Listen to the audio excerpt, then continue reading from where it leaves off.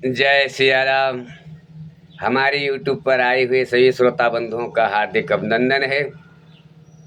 आज की कथा है कण कण में दिखते राम। कण कण में दिखते राम, भक्त की पहचान कण कण में दिखते भगवान। जय सिया राम। आइए कथा प्रारंभ करते हैं। हमारे जितने भक्त लोग हैं ध्यान से सुने, और नास्ती लोग भाई तो आगे सरका देंगे, उनकी बात ही अलग है। जय सिया राम, जय सिया राम। तो भक्त भाव विभोर होकर के कथा सुनते हैं। हमारी कोई बाहर की कथा नहीं, वेद पुराण से ली गई कथा है। जय सिया राम। बड़े बड़े विद्वान ही बता सकते हैं किस पुराण का कथा है हमारा। जय सिया राम। आइए प्रारंभ करते हैं। एक समय की बात है, एक सेठ और सेठानी रहा करते थे। उनकी धन दौलत बहुत सारा था, बड़ा सेठ थे, पर उनके कोई बालक नहीं था। और सेठ जी बहुत धर्मात्मा, हर साल माता जी का भंडारा करना, कन्याओं को खिलाना, दान रोज करते थे। सुबह चींटियों को चारा डालते थे, कुत्तों को बिस्किट खिलाते थे, अनाथ पशुओं को चारा देते थे, पक्षियों को चारा डालते थे, नदी में मछलियों को चारा डालते थे उनका, और हर मंदिर में जाकर के धूप दीप करते थे। बहुत धर्मात्मा थे। दोपहर तक तो उनका यही सब में काम बीत जाता था। सेठानी भी कम नहीं थी, साथ साथ में वो भी दान पुण्य ही आगे थी। पर अफसोस की बात, उनके कोई बालक नहीं था।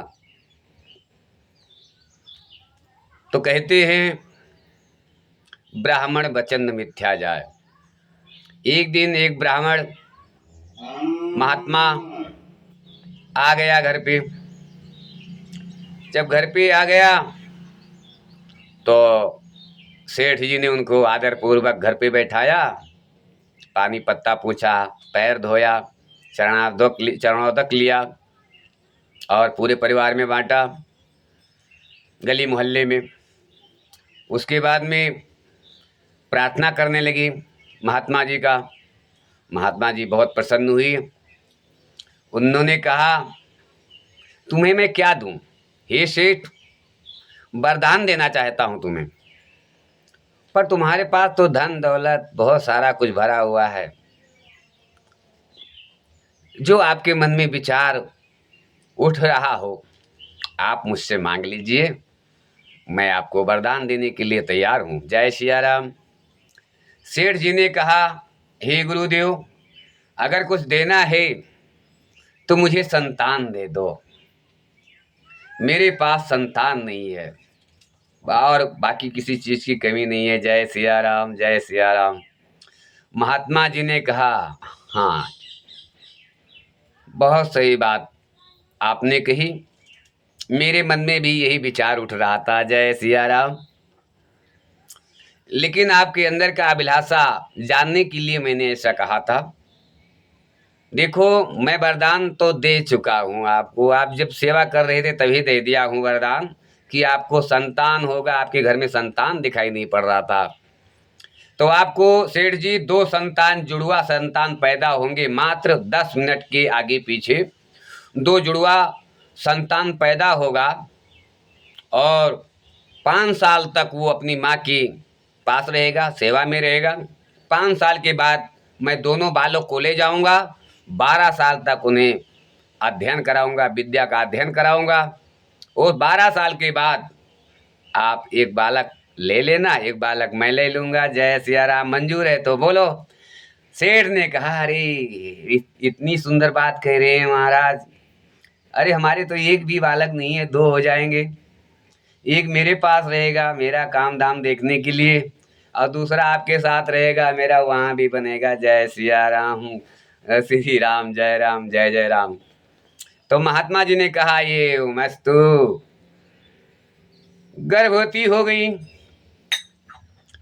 सेठानी 3 महीने के बाद गर्भवती हो गई और 1 साल पूरा होते होते उनको जुड़वा बालक पैदा हो गया। अब जुड़वा बालक पैदा हो गया तो 5 साल के बाद महात्मा जी को याद था, वो पहुंच गए। 5 साल के बाद दोनों बालकों को महात्मा जी ले गए। सेठ और सेठानी ने खुशी पूर्वक दे दिया कि ले जाओ महाराज, आपका ही दिया हुआ धन है, आप ले जाओ, इनको किसी लायक बनाओ। जय सिया राम। महात्मा जी को सेठ सेठानी ने दोनों बालक को दे दिया। महात्मा जी दोनों बालक ले गए। अब 12 साल तक पढ़ाया। 12 साल जिस दिन पूरा हुआ, उस दिन जो है महात्मा जी ने मन में सोचा कि कल सेठ जी आ जाएंगे एक बालक लेने, तो क्यों ना ही आज परीक्षा ले लिया जाए कि कौन सा मेरे काबिल है, कौन सा सेठ के काबिल है। जय सिया राम। तो गुरु जी ने बहेलिया से 2 कबूतर मंगवाया और दोनों कबूतर बहेलिया ला करके गुरु जी को दिया। गुरु जी ने दोनों कबूतर को लेकर के दोनों बालक को बुलाया, बालकों इधर आओ। दोनों बालक ने कहा, बोलो गुरुदेव क्या बात है। गुरु जी ने कहा, बेटा ये लो कबूतर, एक एक कबूतर, एक छोटे को दिया, एक बड़े को दिया, और चाकू भी दे दिया साथ में, और एक कटोरा माफक पात्र दे दिया कि काट कर खून इसी में गिराना। गुरु जी ने कहा कि ये लो एक एक कबूतर दोनों ले जाओ, ऐसी जगह काटना जहां कोई देखता ना हो। जय सिया राम। परीक्षा में लेने के लिए गुरु जी ने दोनों कबूतर को दोनों बालक को दे दिया। अब 5 मिनट ही बीता था तो देखा छोटा वाला जो बालक था वो कबूतर का सर लेकर और धड़क करके ला रहा है। गुरु जी ने कहा, अरे तूने काट दिया, कबूतर को काट डाला। बोले, हाँ गुरु जी मैंने काट लाया हूँ। गुरु जी ने कहा, कहाँ काटा इसे, कोई देखा तो नहीं। छोटे वाले ने कहा, अरे बहुत घनी झाली थी महाराज, उस झाल में गया, मेरे सिवा वहां संसार कोई दिखाई नहीं पड़ रहा था, तुरंत काट दिया और ले आया महाराज, कोई नहीं देखा, ऐसा काटा हूं ना महाराज, किसी ने देखा नहीं मुझे। महात्मा जी बोले, हाँ ठीक है तुम बैठो। वो बड़ा वाला नहीं दिखाई पड़ा तो छोटे वाले ने कहा, वो दूसरी झाल में गया होगा, लंबा निकल गया होगा, काफी दूर दूर पर झालियां हैं। तो काफी टाइम हुआ, गुरुजी बोले आया नहीं। तो छोटा वाला तो काट के ले आया, बड़ा वाला वहां जहां भी जाए तो उसके मन में विचार उठे कि परमात्मा तो कबूतर के अंदर भी है और परमात्मा यहाँ भी देख रहे हैं, परमात्मा तो सब जगह देख रहे हैं। कहते हैं, कण कण में दिखते राम, हाँ राम, धाम अवधपुर नगरी। कण कण में दिखते राम, राम, धाम अवधपुर नगरी। हर पति पर सत्ता उसका, हर तिनके में मूरत। हर पति पर सत्ता उसका, हर तिनके पर मूरत। धरती अंबर पवन समुंदर, सबको उसकी जरूरत। घट घट में हे घट घट में है घनश्याम, घनश्याम, धाम अवधपुर नगरी।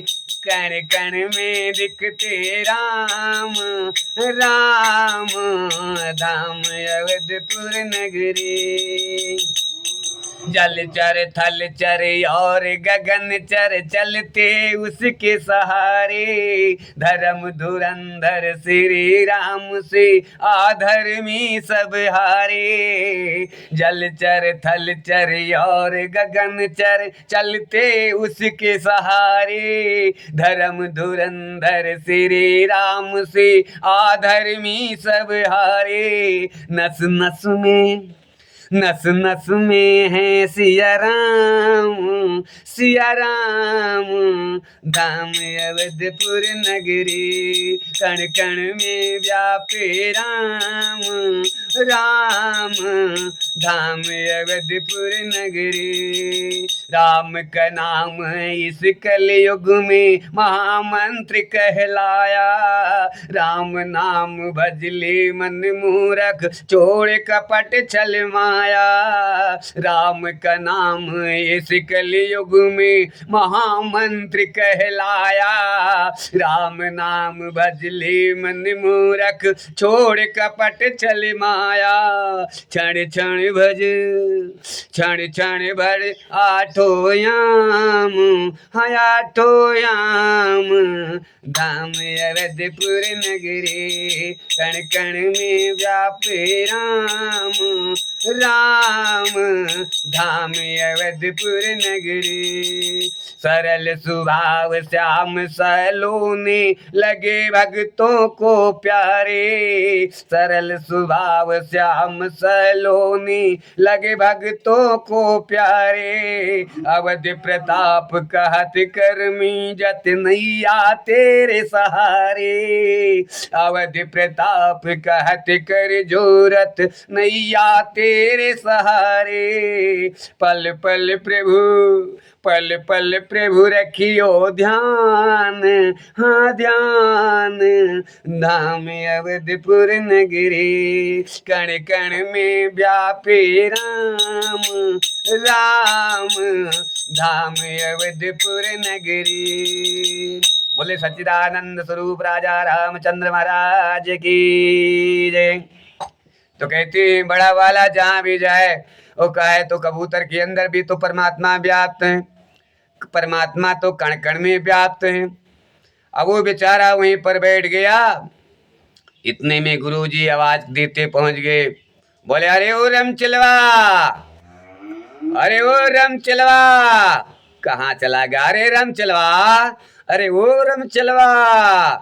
तो रम चिलवा बोला गुरुजी मैं माफी चाहता हूं। गुरुजी ने कहा क्या माफी चाहता है? पर क्यों? चेले ने कहा हे गुरुदेव मुझे कोई ऐसी जगह ही नहीं मिली जहां मैं इसे काट दूं। मैं इतनी टाइम से ढूंढ रहा हूं।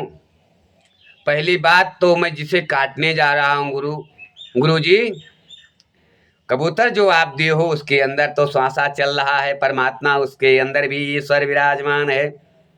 मैं काटूं तो काटूं कैसे? आप तो कहे हैं कोई देखे ना, और उसके अंदर साक्षात परमात्मा बैठे हुए। बाकी दुनिया की तो छोड़ो बातें। जय सिया राम।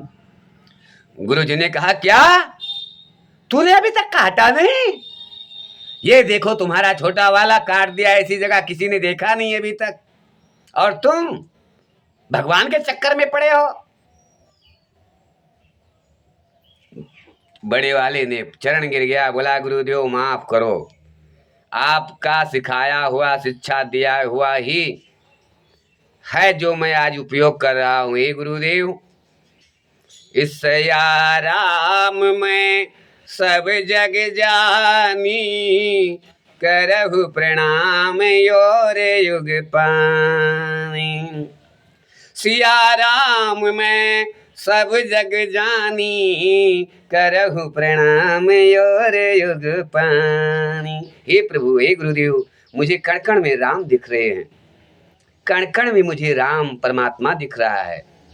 गुरुजी ने उठाया और अपने सीने से लगा लिया। बोला बेटा तू मेरा चेला बनेगा। जय सिया राम। गुरुजी ने दोनों बालकों को कुटिया पर लाए तो देखा सामने सेठ भी आकर बैठे हुए थे। जय सिया राम। सेठ जी ने दौड़ कर दंड प्रणाम किया और कहा गुरुजी आपके इच्छा अनुसार जैसे आप दिन दिए थे मैं टाइम अनुसार आपकी कुटिया पर आया हूँ अपने बच्चे को लेने के लिए। कृपा करके एक बालक अब मुझे दे दो। जय सिया राम। गुरुजी ने कहा हाँ हाँ बहुत अच्छी बात कही। मैं भी वही सोच रहा था सेठ आने वाले अगर नहीं आएंगे तो मैं खुद छोड़ के आऊँगा। ये छोटा वाला है ना इसको तुम ले जाओ, ये ऐसा काटेगा ना कोई नहीं देखेगा। जय सिया राम। और बड़ा वाला मेरे पास रख दो।